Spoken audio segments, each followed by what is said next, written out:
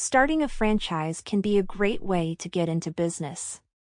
However, it can also be risky, with a failure rate higher than the average for all businesses, a staggering 50%, according to some estimates. The failure rate for franchises is so high because of the high initial investment required and the fact that you're essentially buying into a business model that may not be sustainable. In addition, you're often working with a company located far away from you, which can make it challenging to get the support you need to succeed. Keep listening more about the failure rate for franchises and what you can do to increase your chances of success. What is the failure rate for a franchise? In franchising, there is a lot of exaggeration which comes from those who ought to know better.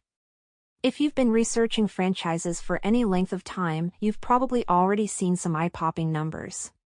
According to experts, despite the myth that franchising is the safest method to choose when beginning a new venture, the research doesn't support this claim. In fact, the stats show that approximately 50% of new franchises will not make it to their 5th anniversary. This number is eerily close to the failure rate for all small businesses, which is also estimated to be around 50%. The main difference seems to be that people think of franchising as a low-risk investment when in reality, it is anything but.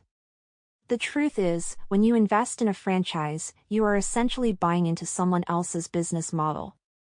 This means that you are trusting that they have done their homework and figured out a way to make their business successful that can be replicated over and over again. However, as we all know, no business model is perfect, and variables will always be out of our control.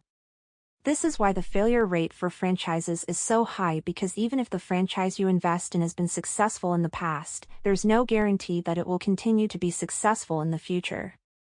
The annual rate of franchise failure statistic. While it's difficult to find an exact number, most estimates put the failure rate for franchises somewhere between 5 and 50%.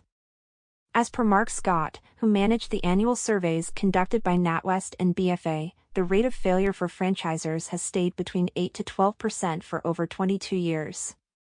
He shares that some of the main reasons these businesses have failed are ill health, retirement, financial failure, and selling. Interestingly, the research also shows that while seasoned franchisors saw profits ranging from 90 to 95% consistently over the years, new franchisors reported a loss during the early years of operation. On the other hand, a 1995 study by Drive Timothy Bates from Wayne State University found that the failure rate for franchises was much higher, exceeding 30%. Dr. Bates concluded that after 4 years in business, only 62% of franchise businesses were still operating. This data should be taken with a grain of salt since it's now over 20 years old. However, considering the fact that today, around 50% of franchises do not make it past their 5th anniversary, it can be concluded that the failure rate of franchises over the years hasn't fluctuated that much. Final thoughts. The failure rate for a franchise is a jaw-dropping 50% after just 5 years in business. There are many reasons why franchise businesses fail, but some of the most common include poor management, lack of experience, and poorly trained staff. The key to success for a franchise business is choosing a reputable franchisor, carefully considering the location, and ensuring that the staff is properly trained. By taking these precautions, you can give your franchise the best chance of success.